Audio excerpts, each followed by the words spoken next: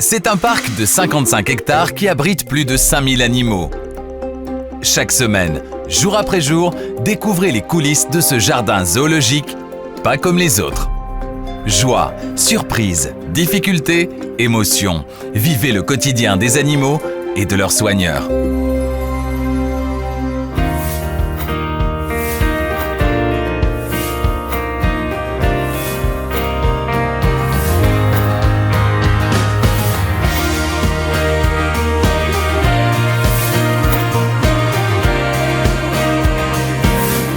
Cette semaine, Tambo souffre toujours de l'oreille. Tim et Pouria décident de l'emmener à l'hôpital vétérinaire de Gand. Lorsque je le sors de la cage, il est un peu nerveux, mais je lui ai parlé en lui disant que ça allait bien se passer et qu'il devait se détendre. C'est l'une des plus belles histoires d'amour du parc. Charlie et Kiki forment un beau couple de perroquets. Une famille de 5 éléphants débarque au parc, une arrivée sous haute tension. Ce transport, c'était le plus grand transport qui est fait de 5 éléphants d'une fois. Enfin, vivez un lunch plutôt bruyant avec les 2 loutres géantes, Pepper et Diego. Lundi matin, Tim le vétérinaire a dû prendre une grave décision. Depuis quelques jours, Tambo le lionceau est malade. L'injection d'antibiotiques n'a pas soigné son problème à la tête. Du coup, Tim, accompagné de Pouria, emmène le lionceau à l'hôpital vétérinaire de Gand. Avec Tambo, on a déjà donné 2 fois les antibiotiques. Ils n'ont pas vraiment marché, donc c'est important de savoir le vrai problème. Si les examens révèlent une anomalie, Tambo pourrait même être opéré aujourd'hui. La présence de son soigneur le rassure. C'est la première fois qu'il quitte le parc et sa famille. Bien sûr, c'est important d'être là avec lui, parce qu'il me connaît très bien et moi aussi je le connais bien. Lorsque je le sors de la cage, il est un peu nerveux, mais je lui ai parlé en lui disant que ça allait bien se passer et qu'il devait se détendre. Donc il a la tête à droite et il tourne un cercle à droite tout le temps. L'auscultation neurologique de Tambo peut commencer, mais toujours avec prudence, car loin de sa famille, le lionceau pourrait mal réagir. Pouria est là pour calmer les esprits. Quand je suis avec lui, je suis comme un membre de sa famille, de la meute, surtout lorsque j'ai des contacts avec lui. Les médecins suspectent une infection derrière l'oreille, qui perturberait son équilibre. Mais le problème pourrait aussi se situer au cerveau, ce qui serait bien plus grave. On va faire une anesthésie pour regarder donc, le canal externe de son oreille, CT scan, MRI, une ponction de liquide cérébrospinal et on verra après qu'est-ce qui se passe. Donc, voilà. Ah, goeiedag, hoe is het? Goed?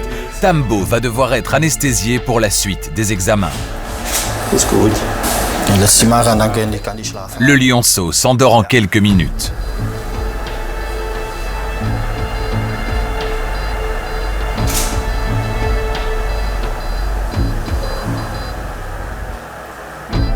Pouria, lui, est extrêmement inquiet.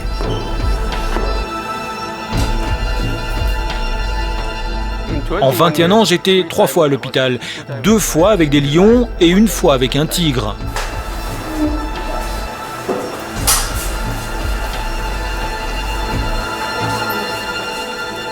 Direction maintenant l'endoscopie. Les vétérinaires vont aller voir ce qu'il se passe dans l'oreille de Tambo grâce à une petite caméra.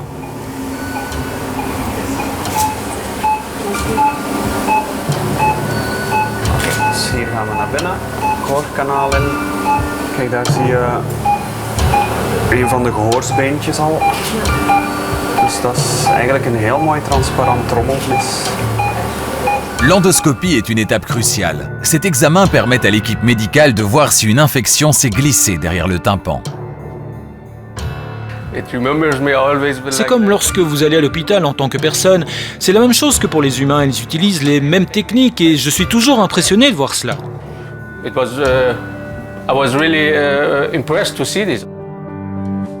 Heureusement pour le petit lionceau, l'oreille ne montre aucun signe d'infection.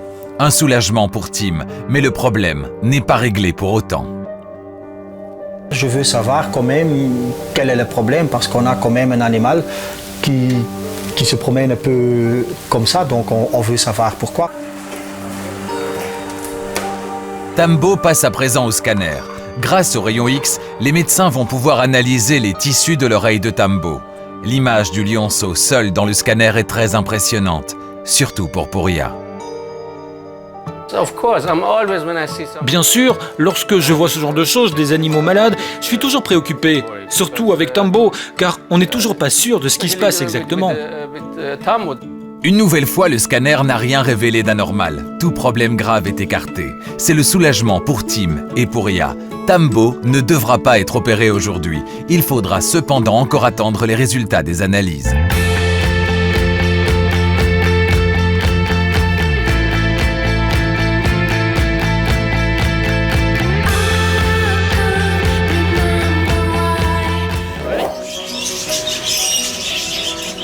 Mardi midi, Olivier se rend dans la volière australienne pour rendre visite à son couple préféré, Kiki et Charlie. Deux magnifiques perroquets fous l'un de l'autre. Aujourd'hui, c'est Charlie qui accueille le soigneur. Tous deux sont très proches. Ça va, Charlie? Tu veux un bisou? Tu veux un bisou? Ouais. Alors? Quand je rentre dans la volière, Kiki et Charlie me reconnaissent et parfois écrit un appel. Et après, justement, parfois il vient faire un petit bonjour, comment ça se passe. Ça va? Elle est où, Kiki? Elle est où, Kiki? Elle est là, Kiki? Kiki est dans le nid. Elle se cache. Elle vient de pondre un œuf. Qu'est-ce que tu fais? Qu'est-ce que tu fais? Hein?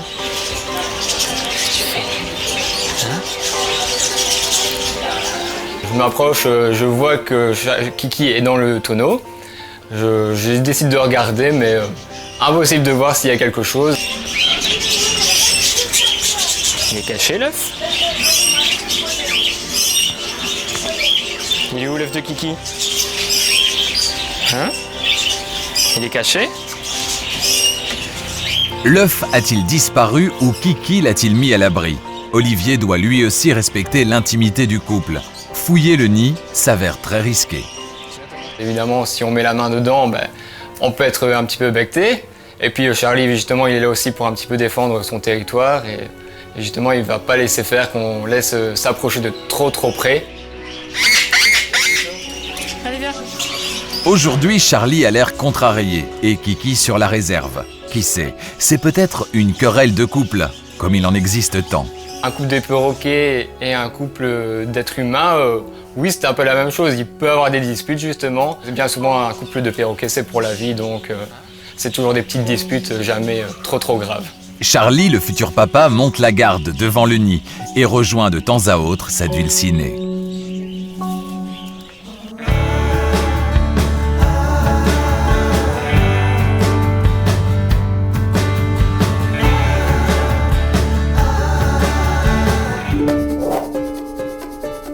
Mercredi après-midi, Valérie se rend sur l'île des Varies. Et le loulou qui est là? Voilà. Et alors, Shane, comment ça va aujourd'hui? Si tout a l'air calme, deux clans de Varies se font pour l'instant une guerre féroce. Les Varies roux face aux Varies blancs et noirs. Oh, on se calme, on se calme. Il y a des conflits, il y en a eu des très gros. Il y a quand même des grosses poignées de poils qui sont tombées. Mais chacun doit avoir sa place. Et Shane, non.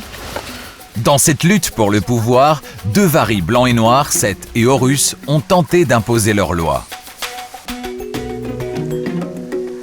Mais seulement, il y avait Hardy qui était déjà avec les Varies roux, qui lui avait décidé de les protéger. Et donc Hardy, c'est quand même celui qui est le plus fort, le plus grand. Et donc, il a fait comprendre à Seth et Horus qu'il fallait les laisser tranquilles. Hardy est aujourd'hui à la tête de l'île. Le pacificateur est devenu le dominant. C'est lui qui domine le groupe là actuellement. Maintenant, Seth et Horus sont très retranchés et ont un peu peur. Si Seth et Horus sont aujourd'hui exclus, Valérie doit tenter de réconcilier tout le monde.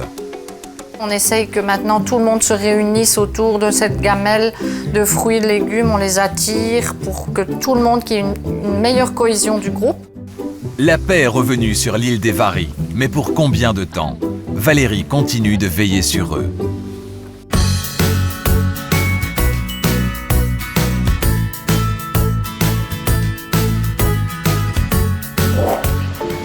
Jeudi, 7 h du matin. C'est le branle-bas de combat au parc. Tous les soigneurs sont sur le qui-vive. Tim, le vétérinaire, n'a dormi que quelques heures. Un événement exceptionnel se prépare.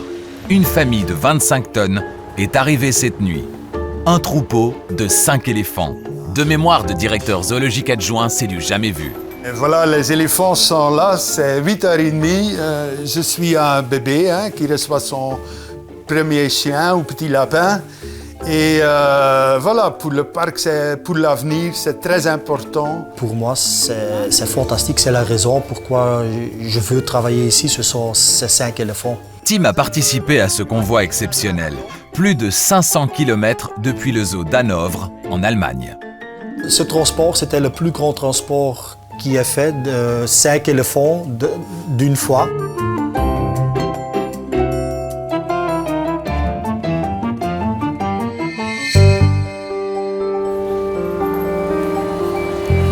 Timothée, si tu sais aller plus proche, tu peux aller plus proche.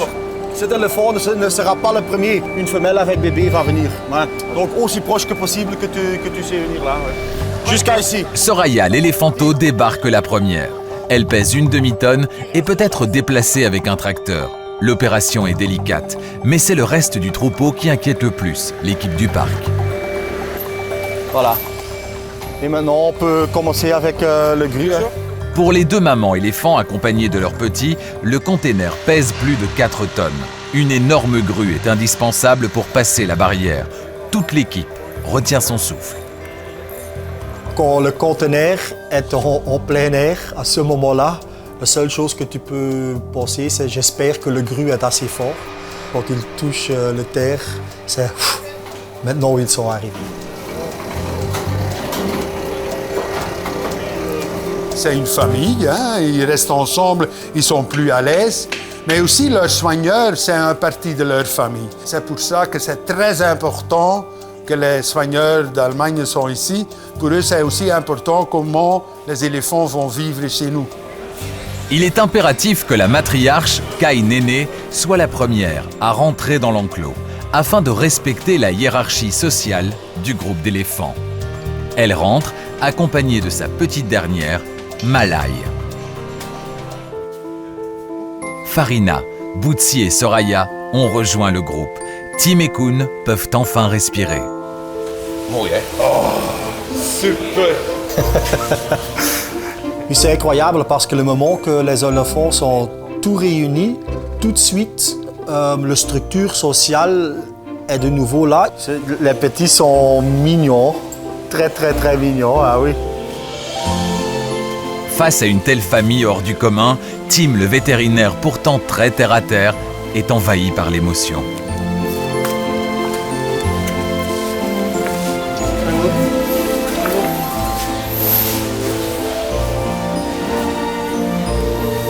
Kanine, no. No. Good girl.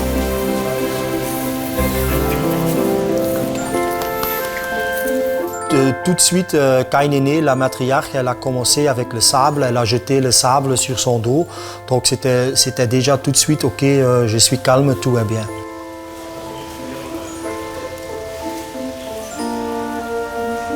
Et là, il va.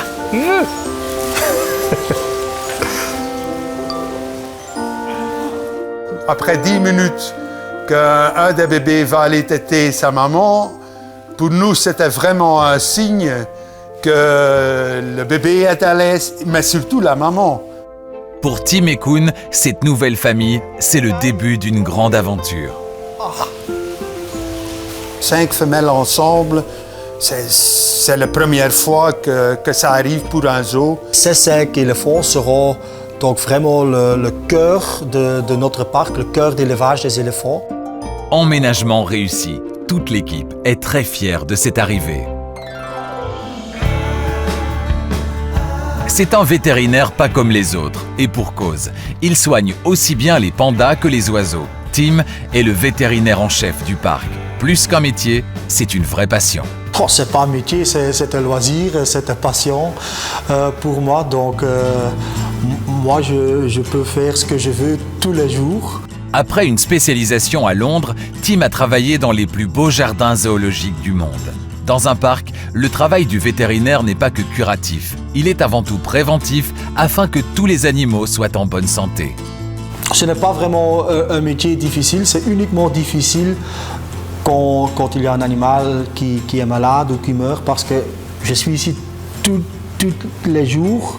Ça veut dire que je connais les animaux beaucoup mieux qu'un vétérinaire qui voit un chien ou un chat une fois. Il y a une relation entre moi et les animaux. Et moi, j'ai mes chouchous des animaux. Je ne l'ai pas chez les gens, mais chez les animaux, je l'ai. Parmi les chouchous de Tim, on retrouve les pandas, bien sûr, mais aussi les éléphants. L'arrivée de Soraya et de toute sa famille est d'ailleurs l'une des raisons de son travail au parc. Chaque fois que je vois un éléphant, c'est incroyable qu'un animal de 3-4 tonnes nous écoute, qu'ils sont aussi gentils, qu'ils ont une finesse que même la plupart des gens peut-être n'a pas. Les éléphants, le seul point faible de Tim, un vétérinaire qui s'occupe de plus de 5000 animaux et assure leur bien-être au jour le jour.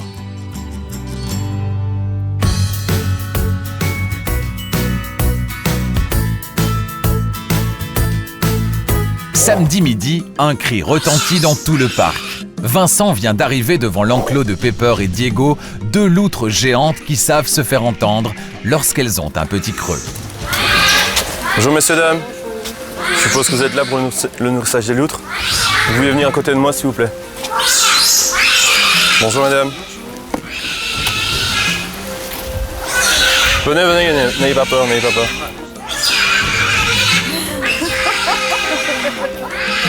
Ce sont des cris qu'elles font lorsqu'elles me voient arriver avec le seau. Elles savent très bien, elles me reconnaissent, elles savent très bien que quand j'arrive avec le seau, c'est le moment du nourrissage. Voilà, bonjour à tout le monde. Je suis venu ici pour vous parler de Diego et Pepper, nos deux loutres géantes d'Amérique du Sud. Ça fait partie des 6 plus grands prédateurs d'Amérique du Sud, avec le jaguar, l'anaconda, le puma, l'aigle féroce et le caïman. Donc vous voyez, pas de contact avec évidemment, si ça fait partie des plus grands prédateurs, c'est pas pour rien. Vous allez voir également pendant le nourrissage, je ne vais pas donner les 10 poissons en une fois. Je vais attendre que chaque loutre ait mangé, tout simplement parce que Diego mange beaucoup plus vite que Pepper. Et si vous avez vite compris que si je donne tout en une fois, Diego risque d'en manger 6 ou 7 et Pepper aura juste le reste. Donc pour éviter les bagarres et les disputes éventuelles et que tout le monde puisse manger à sa faim, j'en donne un à la fois. Oui, au niveau du caractère, Diego est légèrement dominant sur Pepper, il a un peu la main. Bon, c'est pas super flagrant, c'est pas un truc qui saute aux yeux. Lors du nourrissage, chaque loutre engloutira donc 5 poissons, ce qui représente plus ou moins 2 kilos par jour. Pepper et Diego coulent des jours tranquilles ensemble. Ces deux amis adorent manger, jouer, mais aussi dormir. Au niveau de l'entente, tout se passe bien jusque-là. Je n'ai jamais assisté à des bagarres. Que du contraire, ils sont vraiment deux compagnons, deux amis qui vivent leur vie ensemble ici au parc et qui profitent de chaque instant. Le nourrissage se termine. Pepper et Diego peuvent retourner à leur activité favorite, la sieste.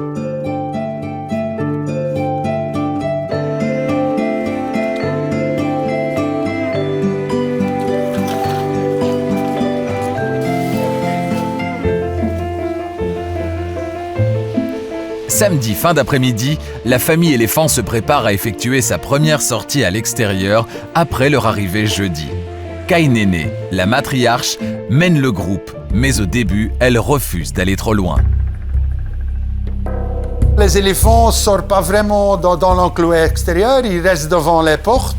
Mais les soigneurs vont aller maintenant, ils ont vu aussi qu'ils restent devant la porte. Voilà, les soigneurs vont maintenant dans l'enclos et ça donne de confiance aux éléphants. Toute la famille se met à explorer son nouveau terrain de jeu. Les soigneurs de Hanovre sont repartis chez eux. Tim et Koen passent maintenant la relève à l'équipe de soigneurs des éléphants.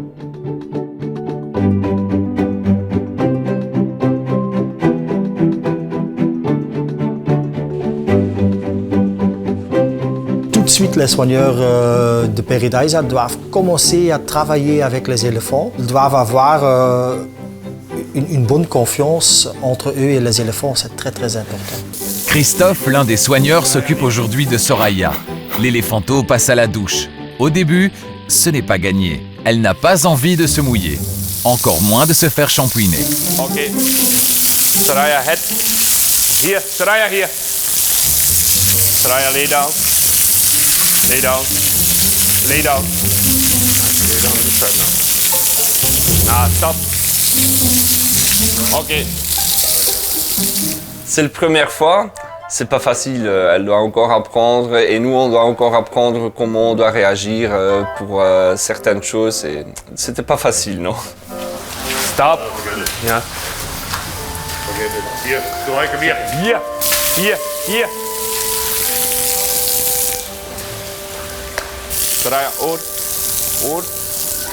Le bâton utilisé par les soigneurs ne fait pas mal aux éléphants. Il sert uniquement à faire comprendre à Soraya la direction désirée.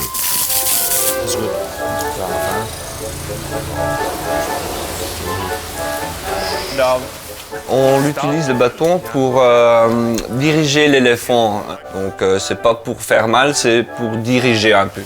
Christophe fait répéter à Soraya ses commandes, une sorte d'entraînement qui permettra de pouvoir soigner l'éléphanto plus facilement en cas de problème de santé. Soraya, come here. Soraya, head. Head. Head. Now this juke. Comme pour la douche, ce n'est pas gagné. Soraya n'est pas bonne élève, mais ce n'est pas faute d'essayer. Soraya, head. No, this juke every time you do juke, Nablo. Ok. Le training c'est surtout pour des choses médicales. On ne doit pas l'endormir comme ça. Stop. Allez, lift. Allez, lift. No, stop. Ok. Soraya, allez, lift. Stop. Ok. Soraya, cross. Cross. Cross. Stop. Ok. Good girl. Oh, Prochainement, un éléphant mâle rejoindra le groupe. Mais avant cela, c'est une belle fête de bienvenue qui se prépare en coulisses pour la nouvelle famille d'éléphants. La semaine prochaine sera encore une fois bien remplie. Après son passage à l'hôpital, Tambo retrouve ses parents et son frère pour une sortie à l'extérieur. Tania vous fera vivre un training médical en compagnie de Xingui, le panda. Enfin, un couple de wombats fera son arrivée au parc.